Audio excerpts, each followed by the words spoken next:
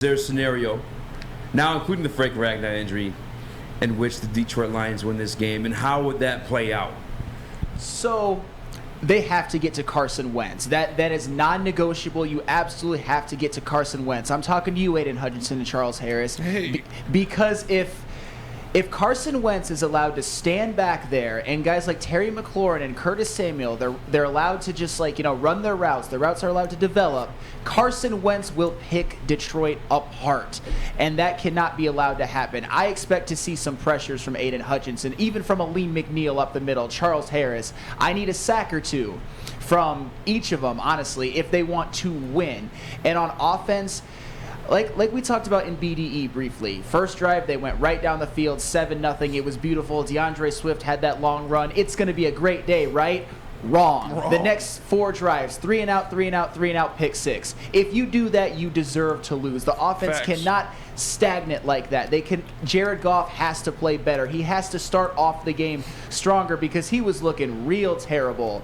And you guys, I know you guys aren't big Jared Goff guys. You were probably looking at that being like, see, I told you, even though he played a lot better in the second half. But yes, I was. Yes, you got to get pressure. And the offense cannot just get bogged down for 4 consecutive drives of absolute dog dick, including a pick 6 where you're actively hurting yourself. That is their pathway to win. Clean it up on offense, get pressure on Carson Wentz. I agree with Sam Flannel. It's, I wrote down a couple bullet points for Lions win scenario. Number 1, I said Hutch shows up. Jason Kelsey went on his podcast and said Aiden Hutchinson reminds him of a more athletic Jared Allen. Wow. That is pretty big praise because, as Lions fans know, Jared Allen was a very good player. That was one of his pro comps. He tortured us for a long time. He was the man. I liked Jared Allen a lot as a player. And if that's who he saw... Like kicked out his door from the trailer that came to cause a ruckus. Yeah. Jared Allen. We need to see that on the stat sheet. We need to see that with some sacks against. I'm not holding it against Hutchinson. I understand. I watched the tape. Like I said, he was back there.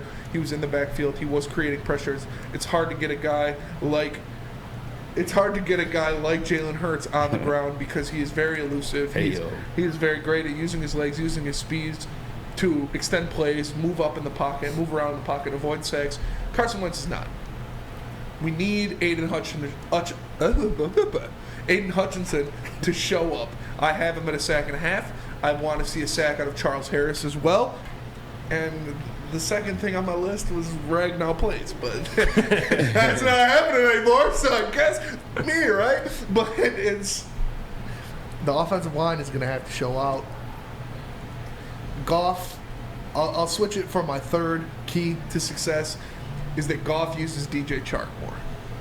I need to see Goff take some more shots down the field. I need to see him use the talents of DJ Chark, his prized free agent acquisition on offense, to extend the defense, to spread the defense, to make it easier for my other topic, Swift repeating his performance. So you don't have guys cramming because they're going to see that. They saw what DeAndre Swift did last week. They're going to pay extra attention to that. They're going to load some more guys up in the box.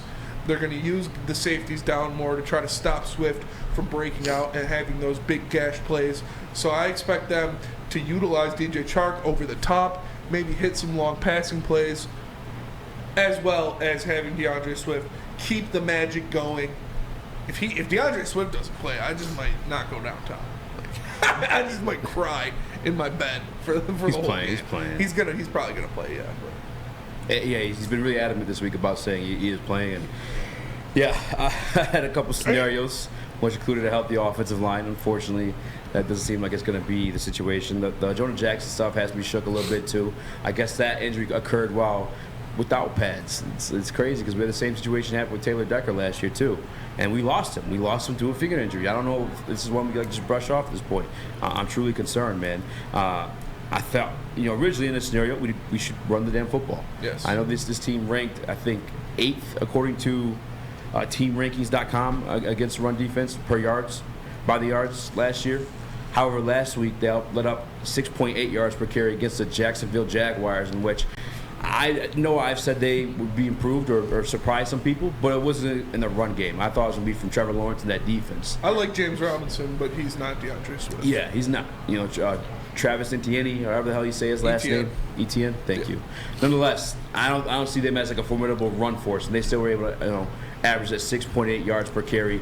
Now, can the Detroit Lions still possibly do that? Because again, the Jaguars' offensive line. That's our second string guys, man. That Steinberg doesn't even play that side of the line. No, I'm not gonna have any faith in that one. However, I will touch back to something I said in the last topic, where Jared Goff did have the quickest release time last week, in that 2.4 seconds. And I think we just have to be able to utilize our guys that can break tackles and get that yak. You know what I'm saying? The yards at the catch. I'm talking about even bringing in a couple special gadget plays for guys like Khalif Raymond, who can make things happen with some space. You talk about guys like DeAndre Swift, quite clearly. I hope he's healthy and plays. And I'm talking about moving him around, too. I know that in the offseason they flirted around talking about putting him at the slot spot. You know what I'm saying? I think Justin Jackson's another guy that got moved up to the roster that can catch the ball in the backfield. I see a situation where you put DeAndre Swift in the slot, Justin Jackson, just get funky with it. And that's something I truly believe Ben Johnson can do. We saw last year. The sprinkle, what? I just it just popped in my mind get funky. A backfield of Lamar Jackson, DeAndre Swift, and Amon-Ra St. Brown. Did you jizz yourself? Yeah, a little bit, honestly. Like that would be nuts. Sorry.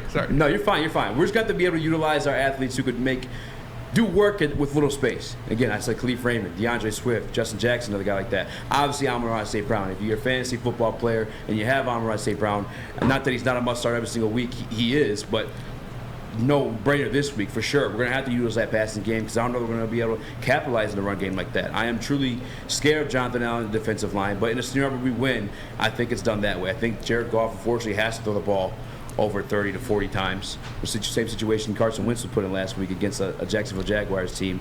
But, yeah, I think strongly on our offense, we have to rely on the pass game. Jared Goff's going to step up. Needs to be no miscommunications. There can't be any type of fuck-ups. And there's type of situations last week where we got our hands on the ball, but we weren't able to catch it to actually create a turnover.